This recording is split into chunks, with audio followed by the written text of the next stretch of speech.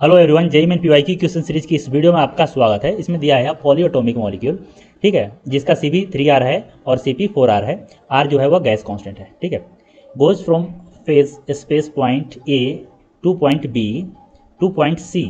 पहले यहाँ पे था, यह पॉइंट ए हो गया, यहाँ से यह गया, यह पॉइंट ए, यह पॉइंट हो गया बी, अरे यार यह पॉइंट हो गया बी और यह पॉइंट हो गया सी। क्या बोल रहा है कि A to B is adiabatic path, तो यह जो पाथ है वह है एडियाबेटिक, ठीक है। और B to C is isothermal, यह है आइसोथर्मल, ऐसा यहाँ पे बोल रहा है। और आइसोथर्मल है तो यहाँ पे जो टेम्परेचर है वो कितना है, 450 kelvin. The net heat absorb per unit mole, per unit mole यानी कि मोल, यहाँ पे नंबर ऑफ मोल कितना है, 1 है, बाय द सिस्टम इज।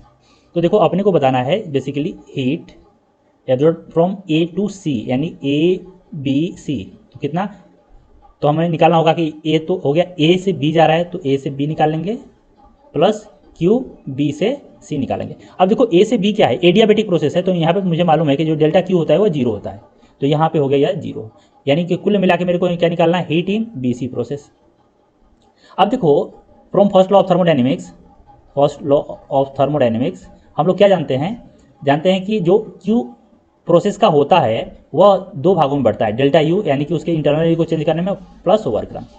तो आइसोथर्मल प्रोसेस में जो change in potential energy, sorry change in internal energy जो होता है वह 0 होता है, क्योंकि यह क्या करता है, यह टेम्परेचर पर डिपेंड करता है। अब आइसोथर्मल में टेम्परेचर चेंज हो नहीं रहा है तो जो चेंज इन इंटरनल एनर्जी होगा वो 0 होगा, यानी आइसोथर्मल प्रोसेस में क्या होता है, क्यू वर्क डन के बराबर होता है। तो अपने को यहाँ पे क्यू बी सी निकालना है, तो मैं यहाँ पे क्या करूँगा, वर्क डन इन बीसी प्रोसेस निकाल लूँगा, काम हो जाएगा।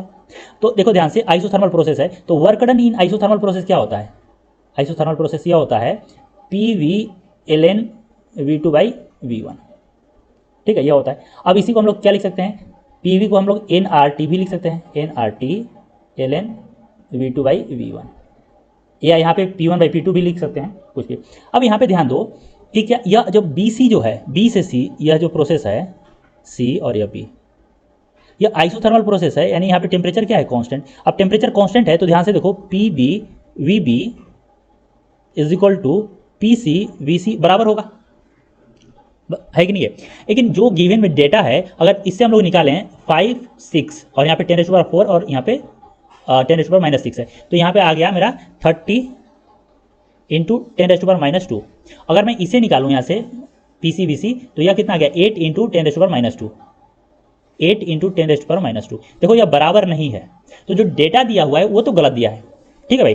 तो अगर मेरे को यहाँ पे वर्क डन निकालना होगा तो मैं ऑप्शन देखूंगा, ऑप्शन में क्या कर रहा है, आर यूज कर रहा है। अगर मैं यह फॉर्मूला यूज करूंगा तो पी और वी की एग्जैक्ट वैल्यू मेरे पास आ जाएगा, ठीक है, या तो यह आएगा या तो यह आएगा, और V two by V one देख लेंगे। लेकिन यहाँ पे जो ऑप्शन है वो आर में दिया हुआ है, तो हम लोग आर यानी कि यह फॉर्मूला हम लोग यूज कर ले रहे हैं, ठीक है भाई। तो क्यू ए बी क्या होगा, क्यू ए बी सी जो होगा यह तो हो गया 0, और इसमें हम लोग निकालेंगे तो यह फॉर्मूला लगा देंगे, तो N R T L N V two by V one.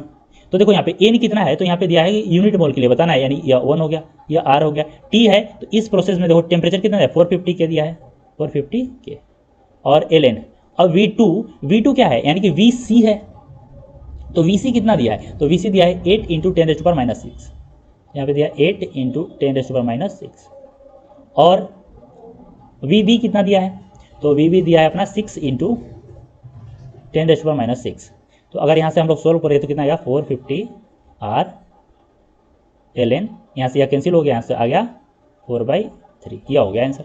तो अगर हम लोग लिखे तो हम लोग जानते हैं कि L N A by B क्या होता है, यह होता है L N A minus L N B.